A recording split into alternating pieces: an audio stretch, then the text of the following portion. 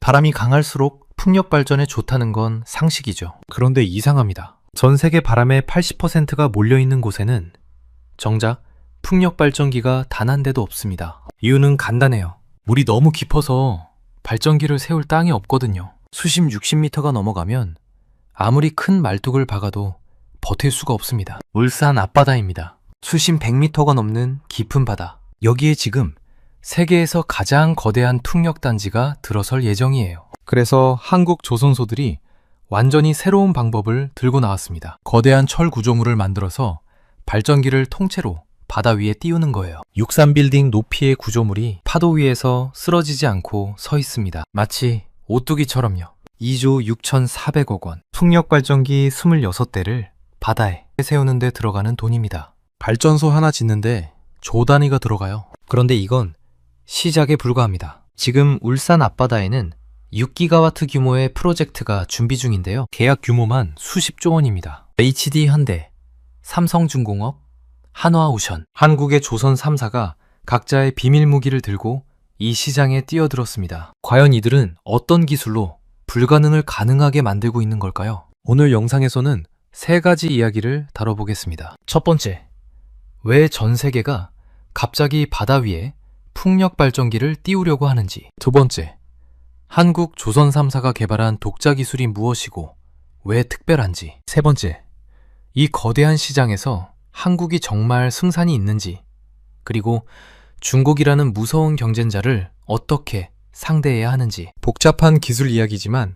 누구나 쉽게 이해하실 수 있도록 풀어드리겠습니다. 이 영상 하나면 떠다니는 풍력 발전의 모든 것을 파악하실 수 있을 거예요. 그럼 바로 시작하겠습니다. 본격적인 분석에 들어가기 전에 아직 구독 안 하신 분들은 지금 구독 버튼 눌러주시면 감사하겠습니다. 이런 경제 이야기 꾸준히 전해드리고 있습니다. 자, 먼저 왜 갑자기 전 세계가 깊은 바다로 눈을 돌리고 있는지부터 이야기해 볼게요. 풍력 발전의 역사를 보면 처음에는 당연히 육지에 풍력 발전기를 세웠습니다.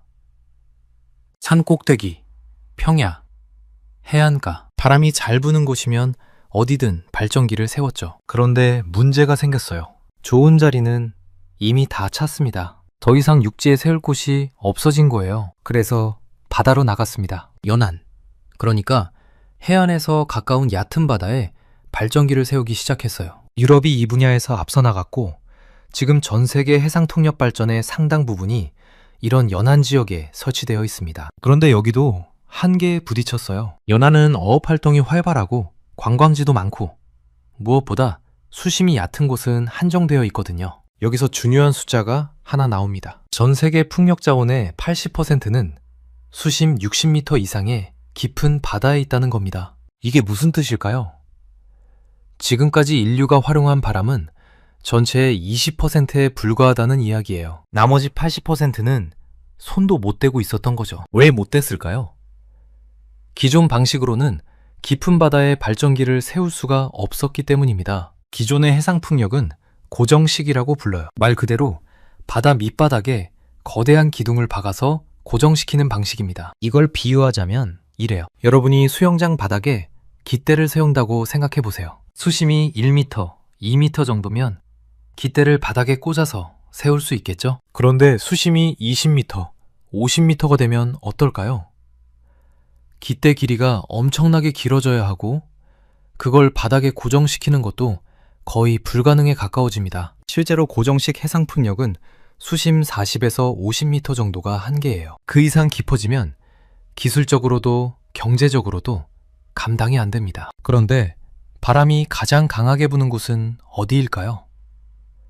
바로 수심 60m, 100m, 심지어 200m가 넘는 깊은 바다입니다. 육지에서 멀리 떨어질수록 바다가 깊어질수록 바람은 더 강하고 안정적으로 불어요. 이게 바로 인류가 직면한 딜레마였습니다. 가장 좋은 바람이 부는 곳에는 발전기를 세울 방법이 없다. 그래서 완전히 새로운 발상이 등장합니다. 바닥에 고정하는 게 안 되면 아예 물 위에 띄우면 되지 않느냐는 거예요. 이게 바로 부유식 해상 풍력입니다. 영어로는 Floating Offshore Wind 라고 부르죠. 개념은 간단해요.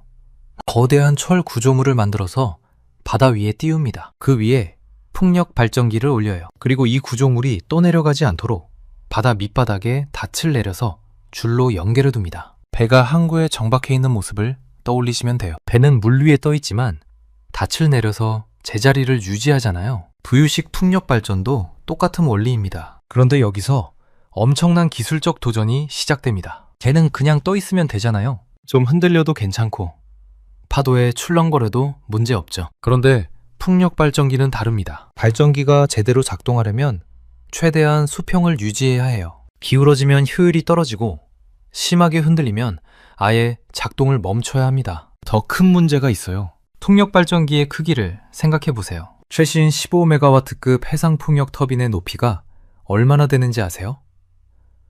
약 260m입니다.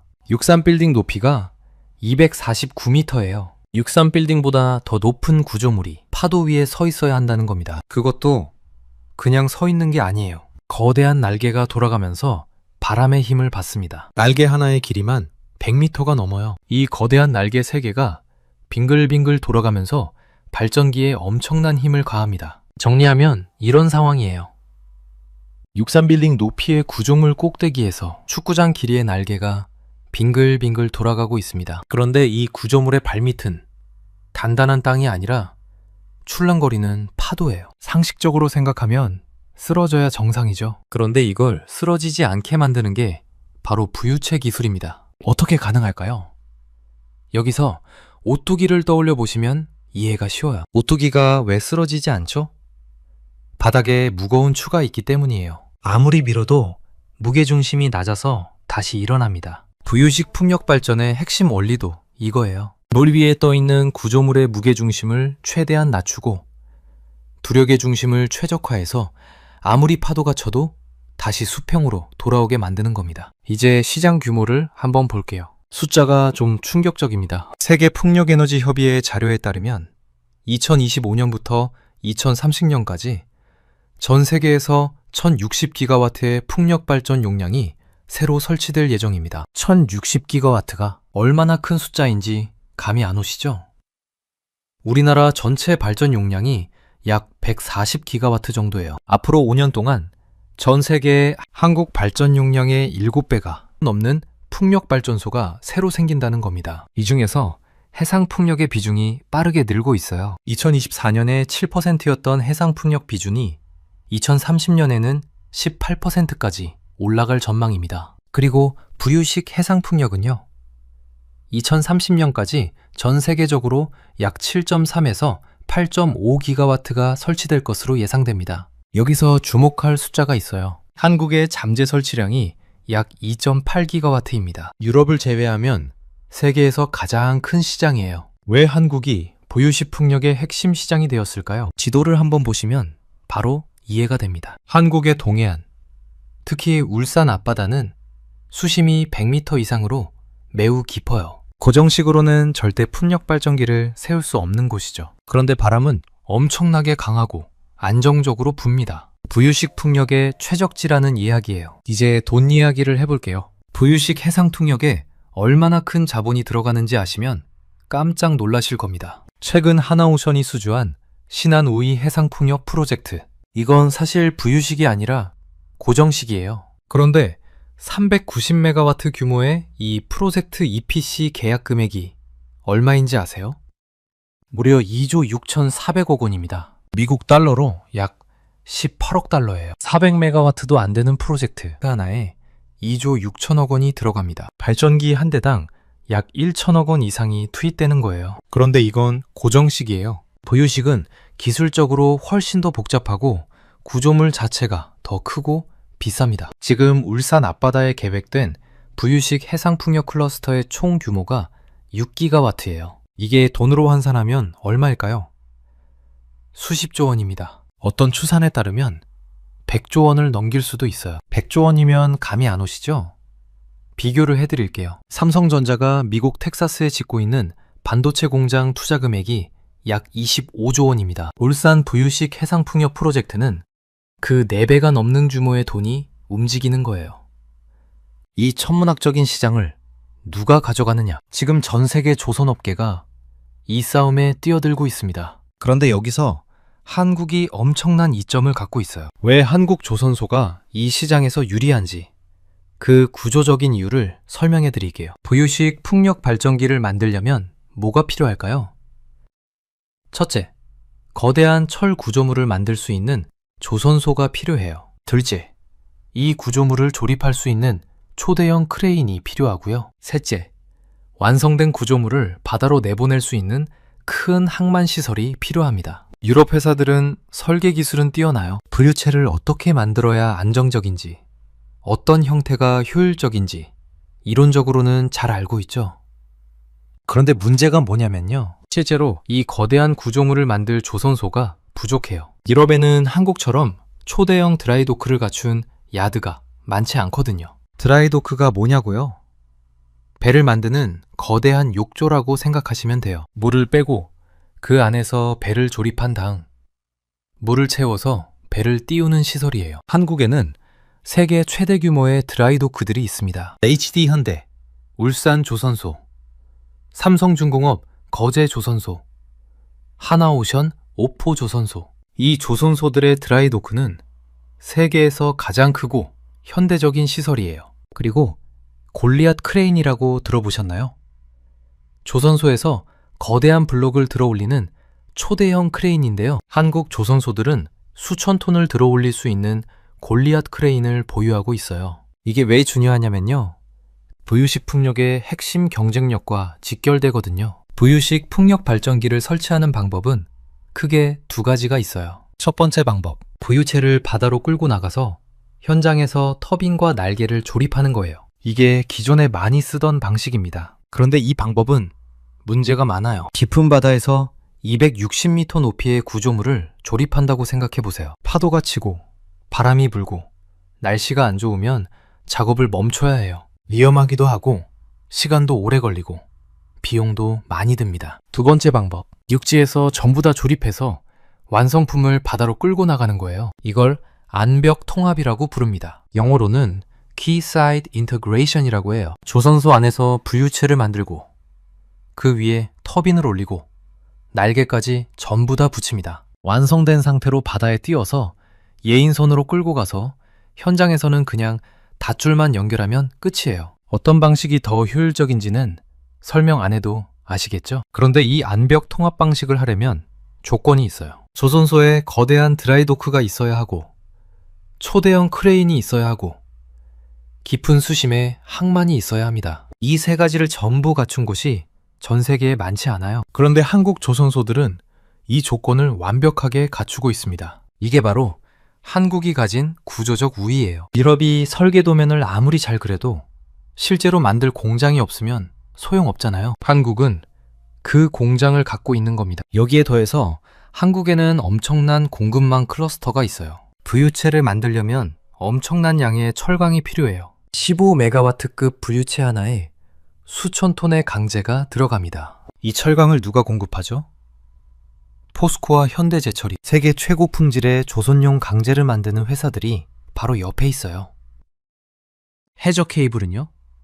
LS 전선이 있습니다. 발전된 전기를 육지로 보내는 해저 케이블을 만드는 세계적인 기업이죠. 그리고 울산, 거제, 창원 일대에는 조선 기자재 업체들이 밀집해 있어요. 펌프, 밸브, 전자장비, 도장설비, 용접장비, 배를 만드는 데 필요한 거의 모든 부품을 이 지역에서 조달할 수 있습니다. 이런 공급망이 한 곳에 모여 있으면 뭐가 좋을까요? 물류 비용이 최소화되고 납기가 빨라지고 품질 관리가 쉬워져요. 문제가 생기면 바로 옆에서 해결할 수 있고요. 이걸 슈퍼 클러스터라고 부릅니다. 한국만이 가진 강력한 무기예요. 자, 이제 한국 조선 3사가 개발한 독자 기술을 하나씩 살펴볼게요. 이 부분이 오늘 영상의 핵심입니다. 먼저 부유체의 종류를 간단히 설명드릴게요. 부유체는 안정성을 확보하는 원리에 따라 크게 세 가지로 나뉩니다. 첫째, 스파형. 길쭉한 원통 모양으로 아래쪽에 무거운 물을 채워서 무게중심을 낮추는 방식이에요. 오뚜기 원리 그대로죠. 안정성은 좋은데 문제가 있어요. 물에 잠기는 부분이 70m 이상이라 항구에서 조립이 불가능해요. 깊은 바다에서 힘들게 조립해야 합니다. 둘째, 긴장 계류형, 영어로 TLP라고 불러요. 부력이 중력보다 크게 설계해서 위로 뜨려는 힘을 이용합니다. 이 뜨려는 힘을 수직 케이블로 바닥에 단단히 고정해서 마치 팽팽한 고무줄처럼 유지하는 거예요. 강제 사용량이 적어서 경제적인데 설치가 매우 복잡하고 케이블이 끊어지면 큰일 납니다. 셋째, 반잠수식. 여러 개의 기둥을 넓게 배치해서 물에 닿는 면적을 넓히는 방식이에요. 넓게 퍼진 기둥들이 서로 균형을 잡아주는 거죠. 마치 테이블 다리가 4개인 것처럼요. 한국 조선 3사가 선택한 방식은 전부 반잠수식입니다. 왜 그랬을까요?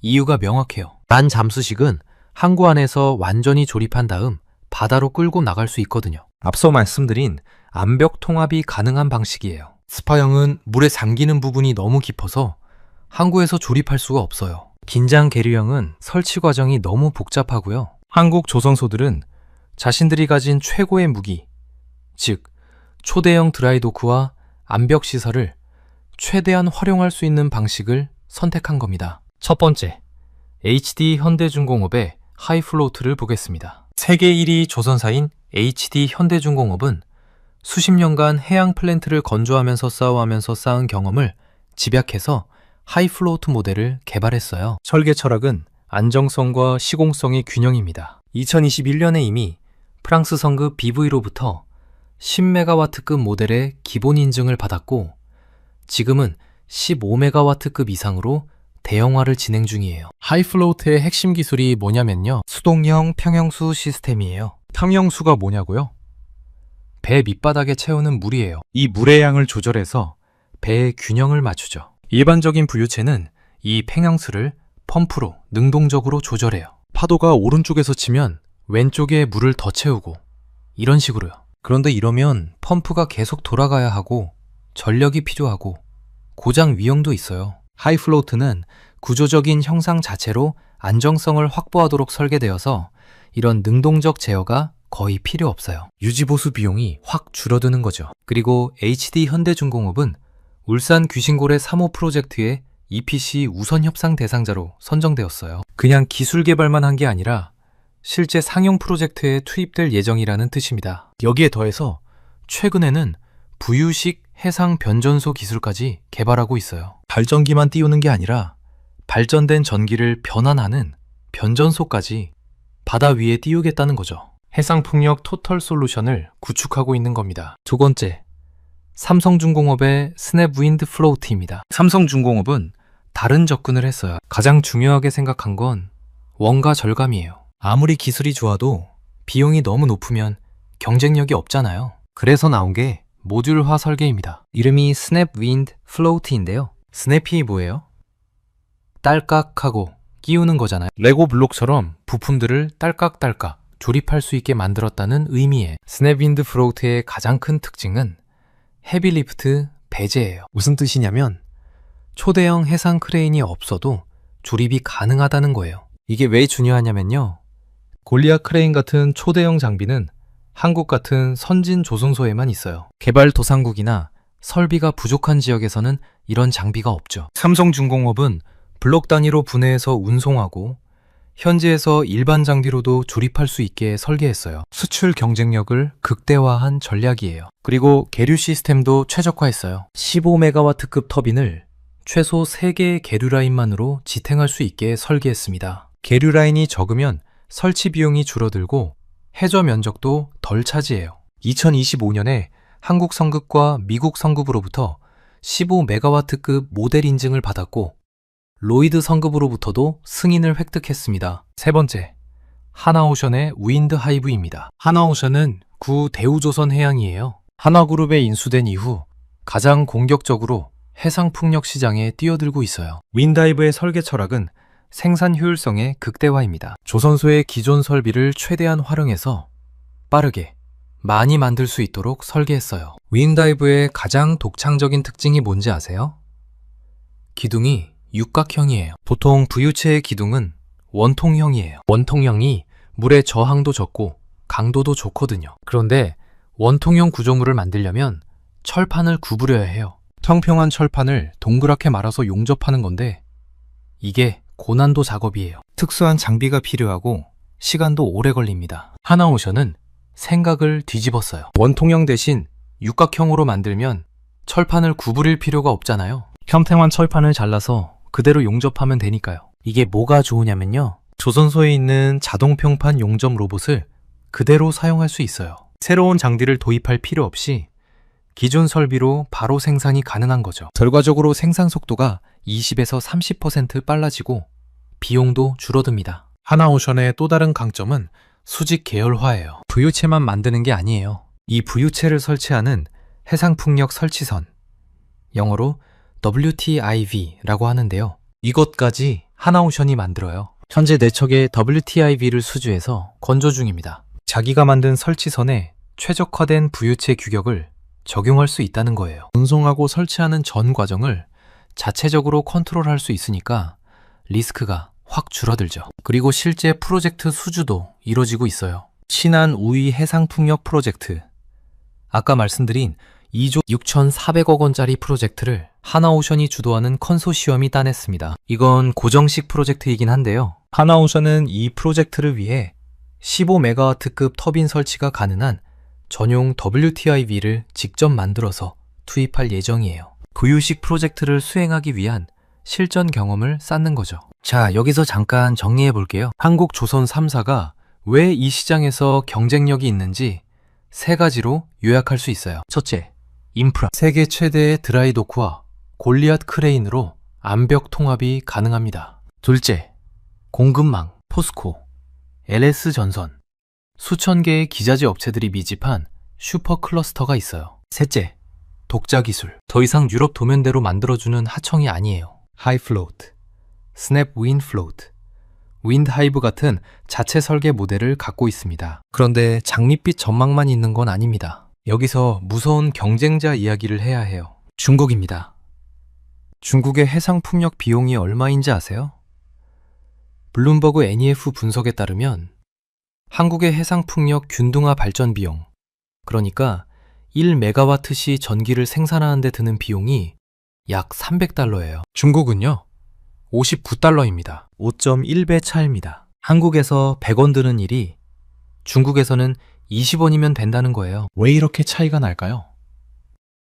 저렴한 원자재, 낮은 인건비, 그리고 정부의 막대한 보조금이 합쳐진 결과입니다. 단순히 가격으로 경쟁하면 한국 기업들은 절대 이길 수 없어요. 5배 가까운 비용 격차를 어떻게 극복하겠어요? 더 무서운 건 중국이 기술적으로도 빠르게 따라오고 있다는 점이에요. 밍양 스마트 에너지라는 중국 회사가 있어요. 이 회사가 최근에 세계 최대 규모의 이중 노터 부유식 플랫폼을 설치했습니다. 이름이 오션X예요. 이중 노터가 뭐냐면요, 보통 부유체 하나에 터빈 하나를 올리잖아요. 그런데 밍양은 V자 모양의 구조물 위에 터빈 2개를 올렸어요. 총 용량이 16.6메가와트입니다. 이게 왜 파괴적인 혁신이냐면요, 부유체 하나에 터빈 2개를 올리면 단위 면적당 발전량이 높아져요. 그리고 부유체 강제 사용량 대비 발전 용량이 커지니까 비용 효율성이 좋아지고요. 기존의 상식을 깬 설계입니다. 중국이 단순히 싼 가격만으로 승부하는 게 아니라 기술적으로도 도전하고 있다는 증거예요. 그런데 여기서 더 충격적인 뉴스가 있어요. 민양이 한국 회사와 합작법인을 설립했습니다. 상대는 유니슨이라는 국내 풍력 터빈 업체예요. 지분 구조가 어떻게 되어 있냐면 유니슨이 55%, 민양이 45%를 보유하고 있어요. 이게 무슨 의미인지 아세요? 한국에는 LCR이라는 규제가 있어요. Local Content Requirement. 국산화 비율 규정이에요. 공공 프로젝트에 참여하려면 일정 비율 이상 국산 제품을 사용해야 한다는 거죠. 중국 회사가 직접 들어오면 이 규제에 걸려서 한국 시장에 참여하기 어려워요. 그런데 유니슨이 지분 55%를 갖고 있으면 이 합작법인은 서류상으로는 한국 기업이에요. LCR 규제를 우회할 수 있다는 뜻입니다. 결과적으로 뭐가 가능해지냐면요, 민양의 저가 터빈과 부유체 기술이 한국 기업의 이름을 달고 국내 시장에 들어올 수 있어요. 트로이 목마 전략이라고 불러요. 겉으로는 한국 기업인데 속에는 중국 기술과 가격 경쟁력이 들어있는 거죠. 한국 조선소들 입장에서는 등뒤에 칼이 꽂힌 느낌일 수 있어요. 이런 상황에서 한국이 어떻게 경쟁력을 유지할 수 있을까? 답은 중국이 따라올 수 없는 영역에서 승부하는 거예요. 첫째, 안벽 통합 기술이에요. 앞서 설명드렸듯이 육지에서 완성품을 조립해서 바다로 끌고 나가는 공법은 초대형 인프라가 필요해요. 중국도 조선소가 크긴 한데 한국처럼 수십 년간 초대형 해양 플랜트를 건조하면서 쌓은 노하우가 없어요. 의제, 품질과 신뢰예요. 해상풍력발전소는 한번 설치하면 20년, 30년 운영해야 해요. 바다 한가운데서 고장나면 수리하러 가는 것도 보통 일이 아니거든요. 한국 조선소들은 세계 최고 수준의 품질 관리 능력을 갖고 있어요. LNG 운반선, 드릴십 같은 고부가가치 선박을 수십 년간 만들면서 쌓은 신뢰가 있죠. 유럽의 발주처들이 중국보다 한국을 선호하는 이유 중 하나가 이거예요. 싸다고 무조건 중국한테 맡기기에는 리스크가 너무 크다는 거죠. 셋째, 통합 솔루션이에요. 하나오션처럼 부유체, 설치선, 그리고 EPC까지 전부 제공할 수 있는 능력이 중요해요. 발주처 입장에서는 부유체는 A회사, 설치선은 B회사, 시공은 C회사, 이렇게 따로따로 계약하면 복잡하잖아요. 한 회사가 전부 책임지고 해주면 편하죠. 이런 원스톱 서비스를 제공할 수 있는 회사가 전 세계에 많지 않아요. 한국 조선 3사는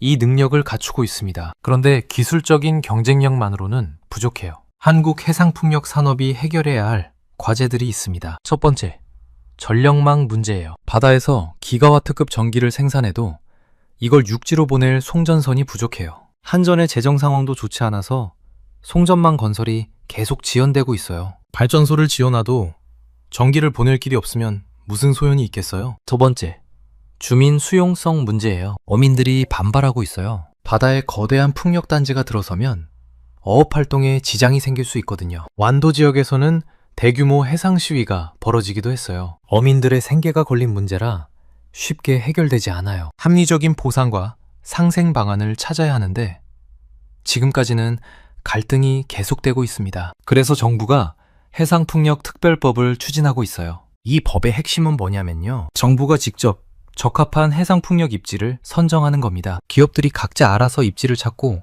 주민들 설득하고 하던 방식에서 정부가 계획적으로 입지를 정해주는 방식으로 바뀌는 거예요. 이렇게 하면 인허가 기간이 기존 71개월에서 31개월로 대폭 단축될 것으로 기대돼요. 2년 이상 빨라지는 거죠. 다행히 최근 울산 부유식 해상풍력에서 의미 있는 진전이 있었어요. 울산 앞바다에 계획된 5개 프로젝트 개발사들이 한국전력과 6기가와트 규모의 송전 계약을 체결했습니다. 이게 무슨 뜻이냐면요. 발전소에서 만든 전기를 육지로 보낼 길이 확보됐다는 거예요. 해상풍력 프로젝트에서 가장 큰 불확실성 중 하나가 개통 연계인데 이 산을 넘은 거죠. 정리해 볼게요. 지금 전 세계는 깊은 바다로 에너지 프론티어를 확장하고 있습니다. 전 세계 바람의 80%가 잠든 심해를 깨우려는 거예요. 이 시장의 규모는 수십조 원, 어쩌면 100조 원을 넘길 수도 있어요. 한국 조선 3사는 이 시장에서 독보적인 위치에 있습니다. 세계 최고의 건조 인프라, 완벽한 공급망 클러스터, 그리고 이제는 독자적인 부유체 기술까지 갖추고 있어요. 과거에 한국 조선업은 유럽이 설계한 보면대로 만들어주는 역할이 많았어요. 기술료를 내고 남의 기술로 배를 만드는 거죠. 하지만 지금은 달라요. 하이 플로트, 스냅 윈 플로트, 윈도 하이브.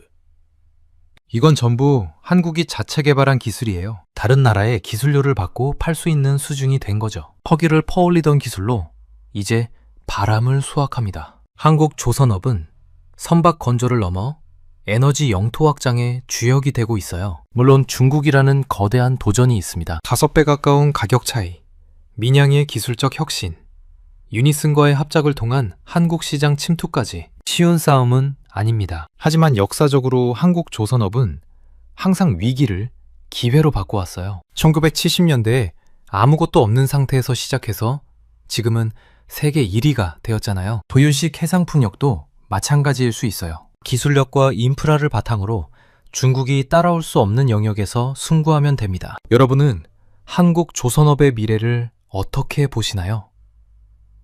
부유식 해상특력 시장에서 한국이 정말 중국을 이길 수 있다고 생각하시는지, 아니면 가격 경쟁에서 밀릴 거라고 보시는지, 여러분의 생각을 댓글로 공유해 주시면 감사하겠습니다. 오늘 영상은 여기까지입니다. 긴 영상 시청해주셔서 감사합니다. 구독과 좋아요 한 번씩만 눌러주시면 정말 크나큰 도움이 됩니다. 바람이 강할수록 풍력 발전에 좋다는 건 상식이죠. 그런데 이상합니다. 전 세계 바람의 80%가 몰려있는 곳에는 정작 풍력 발전기가 단 한 대도 없습니다. 이유는 간단해요. 물이 너무 깊어서 발전기를 세울 땅이 없거든요. 수심 60m가 넘어가면 아무리 큰 말뚝을 박아도 버틸 수가 없습니다. 울산 앞바다입니다. 수심 100m가 넘는 깊은 바다. 여기에 지금 세계에서 가장 거대한 풍력단지가 들어설 예정이에요. 그래서 한국 조선소들이 완전히 새로운 방법을 들고 나왔습니다. 거대한 철 구조물을 만들어서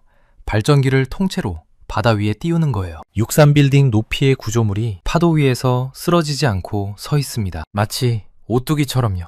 2조 6,400억 원. 풍력 발전기 26대를 바다에 세우는 데 들어가는 돈입니다. 발전소 하나 짓는데 조 단위가 들어가요. 그런데 이건 시작에 불과합니다. 지금 울산 앞바다에는 6기가와트 규모의 프로젝트가 준비 중인데요. 계약 규모만 수십조 원입니다. HD 현대, 삼성중공업, 한화오션, 한국의 조선 3사가 각자의 비밀 무기를 들고 이 시장에 뛰어들었습니다. 과연 이들은 어떤 기술로 불가능을 가능하게 만들고 있는 걸까요? 오늘 영상에서는 세 가지 이야기를 다뤄보겠습니다. 첫 번째, 왜 전 세계가 갑자기 바다 위에 풍력 발전기를 띄우려고 하는지. 두 번째, 한국 조선 3사가 개발한 독자 기술이 무엇이고 왜 특별한지. 세 번째, 이 거대한 시장에서 한국이 정말 승산이 있는지, 그리고 중국이라는 무서운 경쟁자를 어떻게 상대해야 하는지. 복잡한 기술 이야기지만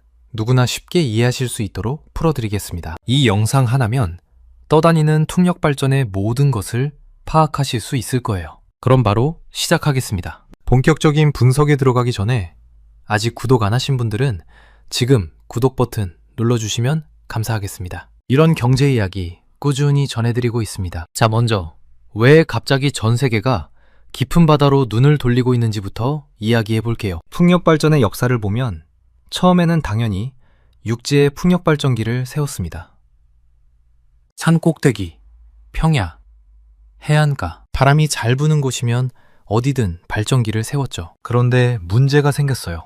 좋은 자리는 이미 다 찼습니다. 더 이상 육지에 세울 곳이 없어진 거예요. 그래서 바다로 나갔습니다. 연안, 그러니까 해안에서 가까운 얕은 바다에 발전기를 세우기 시작했어요. 유럽이 이 분야에서 앞서 나갔고 지금 전 세계 해상 통역 발전의 상당 부분이 이런 연안 지역에 설치되어 있습니다. 그런데 여기도 한계에 부딪혔어요. 연안은 어업 활동이 활발하고 관광지도 많고 무엇보다 수심이 얕은 곳은 한정되어 있거든요. 여기서 중요한 숫자가 하나 나옵니다. 전 세계 풍력 자원의 80%는 수심 60m 이상의 깊은 바다에 있다는 겁니다. 이게 무슨 뜻일까요?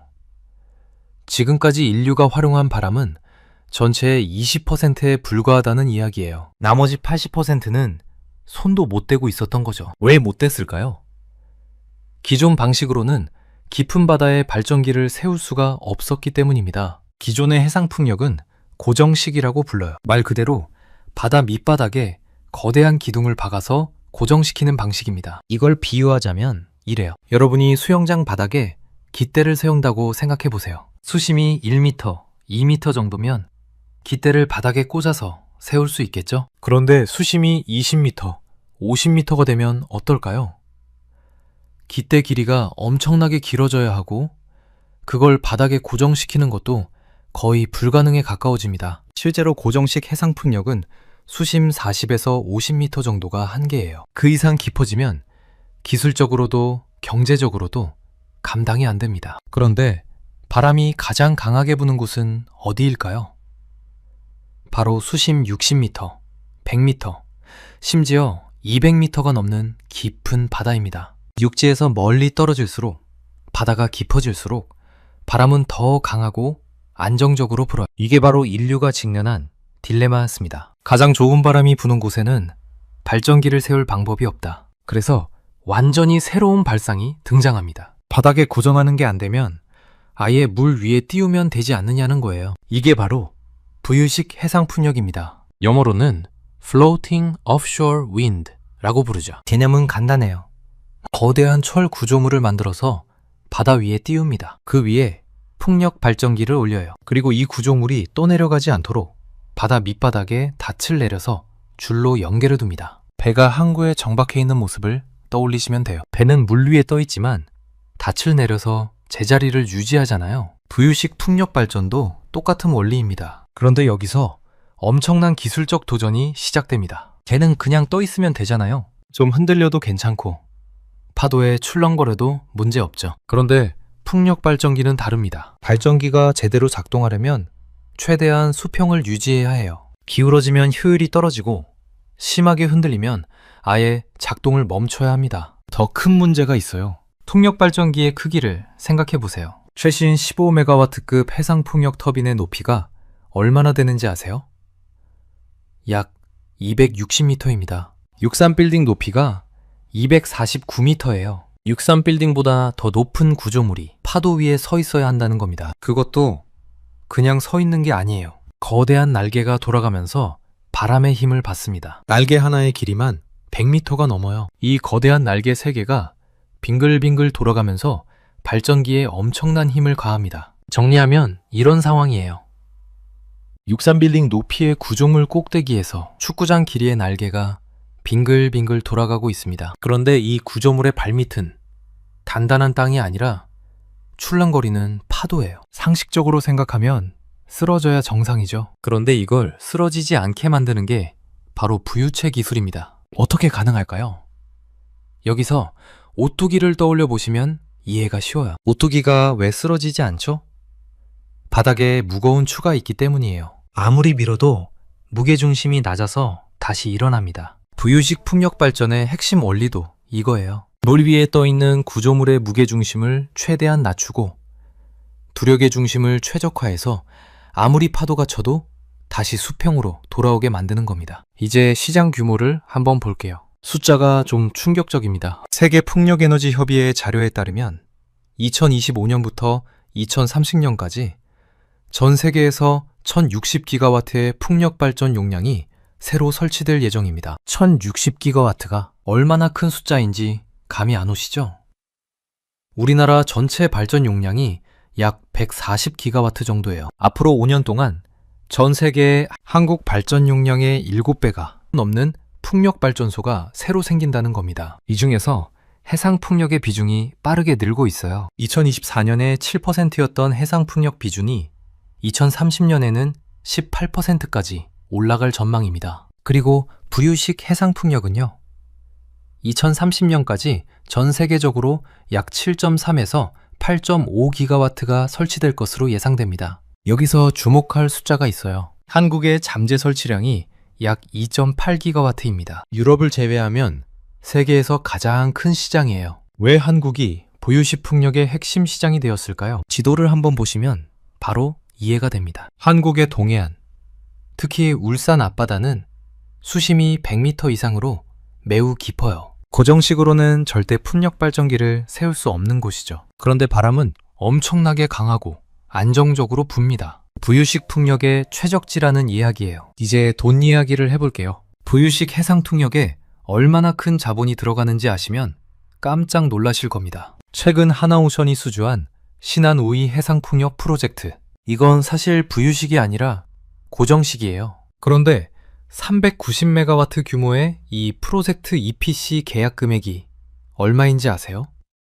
무려 2조 6,400억 원입니다. 미국 달러로 약 18억 달러예요. 400메가와트도 안 되는 프로젝트 하나에 2조 6천억 원이 들어갑니다. 발전기 한 대당 약 1천억 원 이상이 투입되는 거예요. 그런데 이건 고정식이에요. 부유식은 기술적으로 훨씬 더 복잡하고 구조물 자체가 더 크고 비쌉니다. 지금 울산 앞바다에 계획된 부유식 해상풍력 클러스터의 총 규모가 6기가와트예요. 이게 돈으로 환산하면 얼마일까요? 수십조 원입니다. 어떤 추산에 따르면 100조 원을 넘길 수도 있어요. 100조 원이면 감이 안 오시죠? 비교를 해드릴게요. 삼성전자가 미국 텍사스에 짓고 있는 반도체 공장 투자 금액이 약 25조 원입니다. 울산 부유식 해상풍력 프로젝트는 그 4배가 넘는 규모의 돈이 움직이는 거예요. 이 천문학적인 시장을 누가 가져가느냐? 지금 전 세계 조선업계가 이 싸움에 뛰어들고 있습니다. 그런데 여기서 한국이 엄청난 이점을 갖고 있어요. 왜 한국 조선소가 이 시장에서 유리한지 그 구조적인 이유를 설명해 드릴게요. 부유식 풍력 발전기를 만들려면 뭐가 필요할까요? 첫째, 거대한 철 구조물을 만들 수 있는 조선소가 필요해요. 둘째, 이 구조물을 조립할 수 있는 초대형 크레인이 필요하고요. 셋째, 완성된 구조물을 바다로 내보낼 수 있는 큰 항만 시설이 필요합니다. 유럽 회사들은 설계 기술은 뛰어나요. 부유체를 어떻게 만들어야 안정적인지, 어떤 형태가 효율적인지 이론적으로는 잘 알고 있죠. 그런데 문제가 뭐냐면요. 실제로 이 거대한 구조물을 만들 조선소가 부족해요. 유럽에는 한국처럼 초대형 드라이도크를 갖춘 야드가 많지 않거든요. 드라이도크가 뭐냐고요? 배를 만드는 거대한 욕조라고 생각하시면 돼요. 물을 빼고 그 안에서 배를 조립한 다음 물을 채워서 배를 띄우는 시설이에요. 한국에는 세계 최대 규모의 드라이도크들이 있습니다. HD 현대, 울산 조선소, 삼성중공업 거제 조선소, 하나오션 오포 조선소. 이 조선소들의 드라이도크는 세계에서 가장 크고 현대적인 시설이에요. 그리고 골리앗 크레인이라고 들어보셨나요? 조선소에서 거대한 블록을 들어올리는 초대형 크레인인데요. 한국 조선소들은 수천 톤을 들어올릴 수 있는 골리앗 크레인을 보유하고 있어요. 이게 왜 중요하냐면요. 부유식 풍력의 핵심 경쟁력과 직결되거든요. 부유식 풍력 발전기를 설치하는 방법은 크게 두 가지가 있어요. 첫 번째 방법, 부유체를 바다로 끌고 나가서 현장에서 터빈과 날개를 조립하는 거예요. 이게 기존에 많이 쓰던 방식입니다. 그런데 이 방법은 문제가 많아요. 깊은 바다에서 260m 높이의 구조물을 조립한다고 생각해 보세요. 파도가 치고 바람이 불고 날씨가 안 좋으면 작업을 멈춰야 해요. 위험하기도 하고 시간도 오래 걸리고 비용도 많이 듭니다. 두 번째 방법, 육지에서 전부 다 조립해서 완성품을 바다로 끌고 나가는 거예요. 이걸 안벽 통합이라고 부릅니다. 영어로는 Quayside Integration이라고 해요. 조선소 안에서 부유체를 만들고 그 위에 터빈을 올리고 날개까지 전부 다 붙입니다. 완성된 상태로 바다에 띄워서 예인선으로 끌고 가서 현장에서는 그냥 닷줄만 연결하면 끝이에요. 어떤 방식이 더 효율적인지는 설명 안 해도 아시겠죠? 그런데 이 안벽 통합 방식을 하려면 조건이 있어요. 조선소에 거대한 드라이도크가 있어야 하고 초대형 크레인이 있어야 하고 깊은 수심에 항만이 있어야 합니다. 이 세 가지를 전부 갖춘 곳이 전 세계에 많지 않아요. 그런데 한국 조선소들은 이 조건을 완벽하게 갖추고 있습니다. 이게 바로 한국이 가진 구조적 우위예요. 유럽이 설계 도면을 아무리 잘 그려도 실제로 만들 공장이 없으면 소용없잖아요. 한국은 그 공장을 갖고 있는 겁니다. 여기에 더해서 한국에는 엄청난 공급망 클러스터가 있어요. 부유체를 만들려면 엄청난 양의 철강이 필요해요. 15메가와트급 부유체 하나에 수천 톤의 강제가 들어갑니다. 이 철강을 누가 공급하죠? 포스코와 현대제철이 세계 최고 품질의 조선용 강제를 만드는 회사들이 바로 옆에 있어요. 해저 케이블은요? LS 전선이 있습니다. 발전된 전기를 육지로 보내는 해저 케이블을 만드는 세계적인 기업이죠. 그리고 울산, 거제, 창원 일대에는 조선 기자재 업체들이 밀집해 있어요. 펌프, 밸브, 전자장비, 도장설비, 용접장비, 배를 만드는 데 필요한 거의 모든 부품을 이 지역에서 조달할 수 있습니다. 이런 공급망이 한 곳에 모여 있으면 뭐가 좋을까요? 물류 비용이 최소화되고 납기가 빨라지고 품질 관리가 쉬워져요. 문제가 생기면 바로 옆에서 해결할 수 있고요. 이걸 슈퍼 클러스터라고 부릅니다. 한국만이 가진 강력한 무기예요. 자, 이제 한국 조선 3사가 개발한 독자 기술을 하나씩 살펴볼게요. 이 부분이 오늘 영상의 핵심입니다. 먼저 부유체의 종류를 간단히 설명드릴게요. 부유체는 안정성을 확보하는 원리에 따라 크게 세 가지로 나뉩니다. 첫째, 스파형. 길쭉한 원통 모양으로 아래쪽에 무거운 물을 채워서 무게중심을 낮추는 방식이에요. 오뚜기 원리 그대로죠. 안정성은 좋은데 문제가 있어요. 물에 잠기는 부분이 70m 이상이라 항구에서 조립이 불가능해요. 깊은 바다에서 힘들게 조립해야 합니다. 둘째, 긴장 계류형, 영어로 TLP라고 불러요. 부력이 중력보다 크게 설계해서 위로 뜨려는 힘을 이용합니다. 이 뜨려는 힘을 수직 케이블로 바닥에 단단히 고정해서 마치 팽팽한 고무줄처럼 유지하는 거예요. 강제 사용량이 적어서 경제적인데 설치가 매우 복잡하고 케이블이 끊어지면 큰일 납니다. 셋째, 반잠수식. 여러 개의 기둥을 넓게 배치해서 물에 닿는 면적을 넓히는 방식이에요. 넓게 퍼진 기둥들이 서로 균형을 잡아주는 거죠. 마치 테이블 다리가 4개인 것처럼요. 한국 조선 3사가 선택한 방식은 전부 반잠수식입니다. 왜 그랬을까요? 이유가 명확해요. 반잠수식은 항구 안에서 완전히 조립한 다음 바다로 끌고 나갈 수 있거든요. 앞서 말씀드린 암벽 통합이 가능한 방식이에요. 스파형은 물에 잠기는 부분이 너무 깊어서 항구에서 조립할 수가 없어요. 긴장 계류형은 설치 과정이 너무 복잡하고요. 한국 조선소들은 자신들이 가진 최고의 무기, 즉 초대형 드라이도크와 암벽 시설을 최대한 활용할 수 있는 방식을 선택한 겁니다. 첫 번째, HD 현대중공업의 하이플로트를 보겠습니다. 세계 1위 조선사인 HD 현대중공업은 수십 년간 해양 플랜트를 건조하면서 사우하면서 쌓은 경험을 집약해서 하이플로트 모델을 개발했어요. 설계 철학은 안정성과 시공성의 균형입니다. 2021년에 이미 프랑스 성급 BV로부터 10메가와트급 모델의 기본 인증을 받았고 지금은 15메가와트급 이상으로 대형화를 진행 중이에요. 하이플로트의 핵심 기술이 뭐냐면요. 수동형 평형수 시스템이에요. 평형수가 뭐냐고요?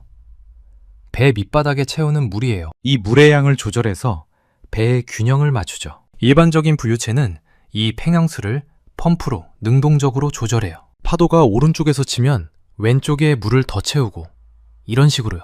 그런데 이러면 펌프가 계속 돌아가야 하고 전력이 필요하고 고장 위험도 있어요. 하이플로트는 구조적인 형상 자체로 안정성을 확보하도록 설계되어서 이런 능동적 제어가 거의 필요 없어요. 유지보수 비용이 확 줄어드는 거죠. 그리고 HD 현대중공업은 울산 귀신고래 3호 프로젝트의 EPC 우선 협상 대상자로 선정되었어요. 그냥 기술 개발만 한 게 아니라 실제 상용 프로젝트에 투입될 예정이라는 뜻입니다. 여기에 더해서 최근에는 부유식 해상 변전소 기술까지 개발하고 있어요. 발전기만 띄우는 게 아니라 발전된 전기를 변환하는 변전소까지 바다 위에 띄우겠다는 거죠. 해상풍력 토털 솔루션을 구축하고 있는 겁니다. 두 번째, 삼성중공업의 스냅 윈드 플로우트입니다. 삼성중공업은 다른 접근을 했어요. 가장 중요하게 생각한 건 원가 절감이에요. 아무리 기술이 좋아도 비용이 너무 높으면 경쟁력이 없잖아요. 그래서 나온 게 모듈화 설계입니다. 이름이 스냅 윈드 플로우트인데요. 스냅이 뭐예요?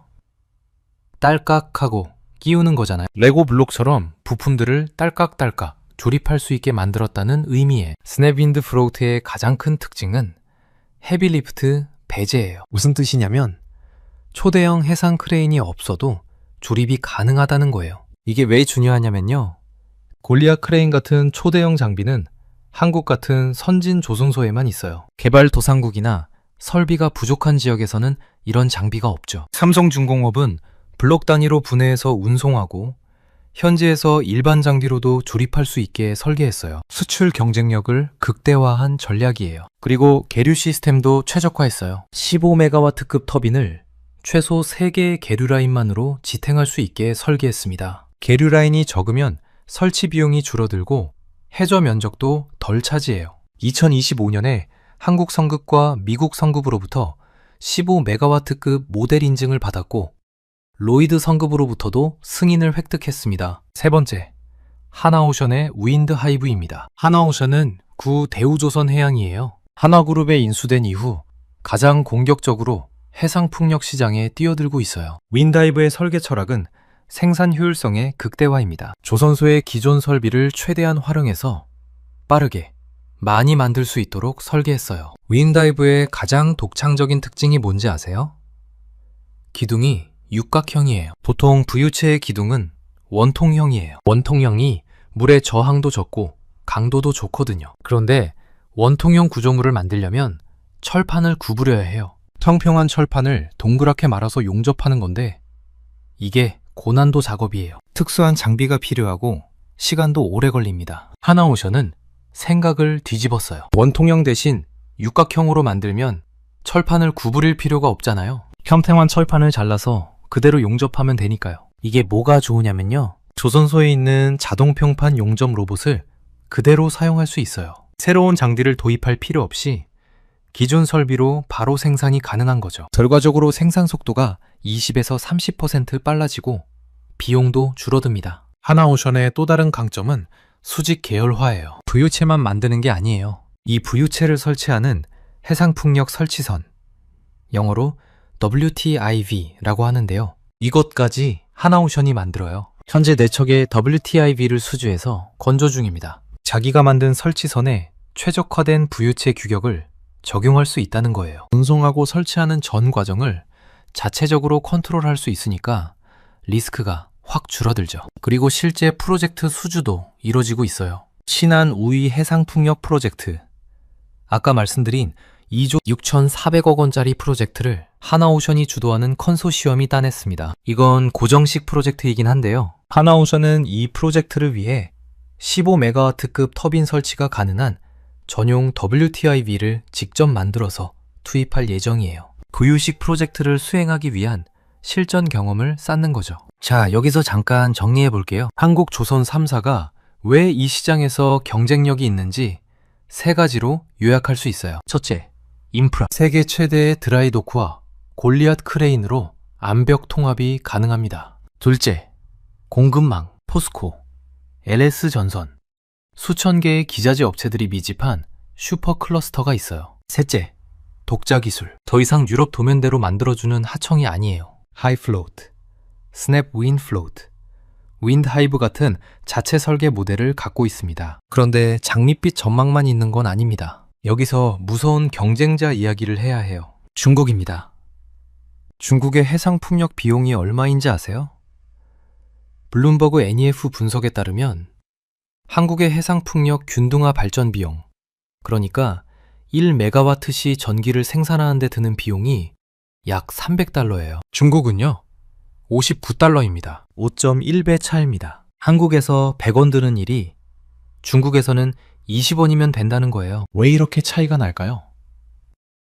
저렴한 원자재, 낮은 인건비, 그리고 정부의 막대한 보조금이 합쳐진 결과입니다. 단순히 가격으로 경쟁하면 한국 기업들은 절대 이길 수 없어요. 5배 가까운 비용 격차를 어떻게 극복하겠어요? 더 무서운 건 중국이 기술적으로도 빠르게 따라오고 있다는 점이에요. 밍양 스마트 에너지라는 중국 회사가 있어요. 이 회사가 최근에 세계 최대 규모의 이중 노터 부유식 플랫폼을 설치했습니다. 이름이 오션X예요. 이중 노터가 뭐냐면요, 보통 부유체 하나에 터빈 하나를 올리잖아요. 그런데 밍양은 V자 모양의 구조물 위에 터빈 2개를 올렸어요. 총 용량이 16.6메가와트입니다. 이게 왜 파괴적인 혁신이냐면요, 부유체 하나에 터빈 2개를 올리면 단위 면적당 발전량이 높아져요. 그리고 부유체 강제 사용량 대비 발전 용량이 커지니까 비용 효율성이 좋아지고요. 기존의 상식을 깬 설계입니다. 중국이 단순히 싼 가격만으로 승부하는 게 아니라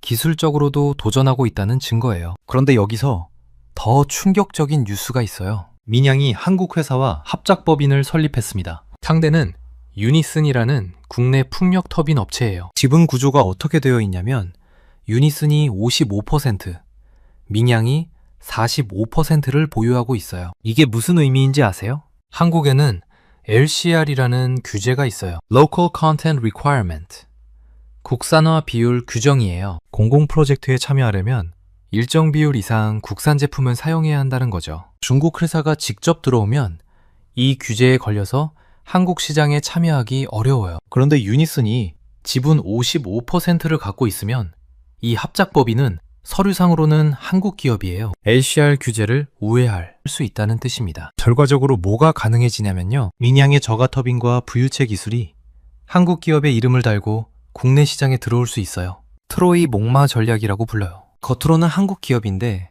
속에는 중국 기술과 가격 경쟁력이 들어있는 거죠. 한국 조선소들 입장에서는 등주에 칼이 꽂힌 느낌일 수 있어요. 이런 상황에서 한국이 어떻게 경쟁력을 유지할 수 있을까? 답은 중국이 따라올 수 없는 영역에서 승부하는 거예요. 첫째, 안벽 통합 기술이에요. 앞서 설명드렸듯이 육지에서 완성품을 조립해서 바다로 끌고 나가는 공법은 초대형 인프라가 필요해요. 중국도 조선소가 크긴 한데 한국처럼 수십 년간 초대형 해양 플랜트를 건조하면서 쌓은 노하우가 없어요. 둘째, 품질과 신뢰예요. 해상풍력 발전소는 한번 설치하면 20년, 30년 운영해야 해요. 바다 한가운데서 고장나면 수리하러 가는 것도 보통 일이 아니거든요. 한국 조선소들은 세계 최고 수준의 품질 관리 능력을 갖고 있어요. LNG 운반선, 드릴십 같은 고부가가치 선박을 수십 년간 만들면서 쌓은 신뢰가 있죠. 유럽의 발주처들이 중국보다 한국을 선호하는 이유 중 하나가 이거예요. 싸다고 무조건 중국한테 맡기기에는 리스크가 너무 크다는 거죠. 셋째, 통합 솔루션이에요. 하나오션처럼 부유체, 설치선, 그리고 EPC까지 전부 제공할 수 있는 능력이 중요해요. 발주처 입장에서는 부유체는 A회사, 설치선은 B회사, 시공은 C회사, 이렇게 따로따로 계약하면 복잡하잖아요. 한 회사가 전부 책임지고 해주면 편하죠. 이런 원스톱 서비스를 제공할 수 있는 회사가 전 세계에 많지 않아요. 한국 조선 3사는 이 능력을 갖추고 있습니다. 그런데 기술적인 경쟁력만으로는 부족해요. 한국 해상풍력 산업이 해결해야 할 과제들이 있습니다. 첫 번째, 전력망 문제예요. 바다에서 기가와트급 전기를 생산해도 이걸 육지로 보낼 송전선이 부족해요. 한전의 재정 상황도 좋지 않아서 송전망 건설이 계속 지연되고 있어요. 발전소를 지어놔도 전기를 보낼 길이 없으면 무슨 소용이 있겠어요? 두 번째, 주민 수용성 문제예요. 어민들이 반발하고 있어요. 바다에 거대한 풍력단지가 들어서면 어업활동에 지장이 생길 수 있거든요. 완도 지역에서는 대규모 해상 시위가 벌어지기도 했어요. 어민들의 생계가 걸린 문제라 쉽게 해결되지 않아요. 합리적인 보상과 상생 방안을 찾아야 하는데 지금까지는 갈등이 계속되고 있습니다. 그래서 정부가 해상풍력 특별법을 추진하고 있어요. 이 법의 핵심은 뭐냐면요. 정부가 직접 적합한 해상풍력 입지를 선정하는 겁니다. 기업들이 각자 알아서 입지를 찾고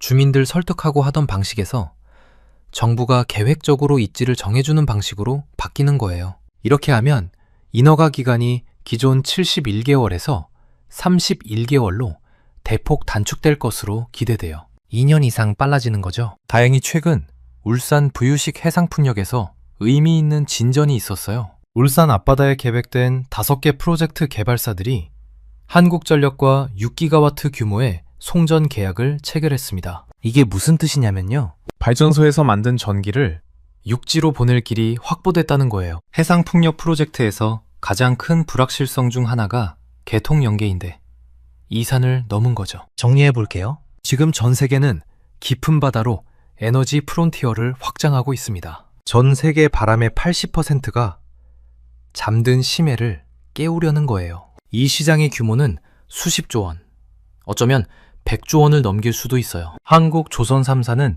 이 시장에서 독보적인 위치에 있습니다. 세계 최고의 건조 인프라, 완벽한 공급망 클러스터, 그리고 이제는 독자적인 부유체 기술까지 갖추고 있어요. 과거에 한국 조선업은 유럽이 설계한 보면대로 만들어주는 역할이 많았어요. 기술료를 내고 남의 기술로 배를 만드는 거죠. 하지만 지금은 달라요. 하이 플로트, 스냅 윈 플로트, 윈도 하이브.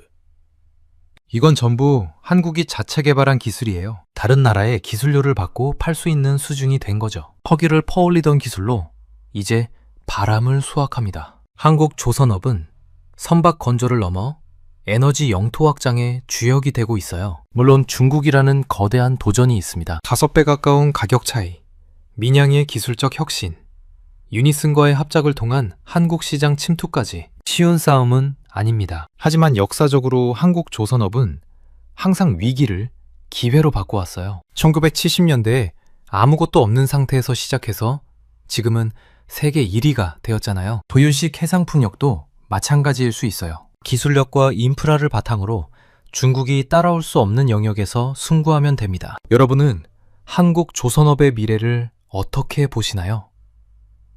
부유식 해상풍력 시장에서 한국이 정말 중국을 이길 수 있다고 생각하시는지, 아니면 가격 경쟁에서 밀릴 거라고 보시는지, 여러분의 생각을 댓글로 공유해 주시면 감사하겠습니다. 오늘 영상은 여기까지입니다. 긴 영상 시청해 주셔서 감사합니다. 구독과 좋아요 한 번씩만 눌러주시면 정말 크나큰 도움이 됩니다.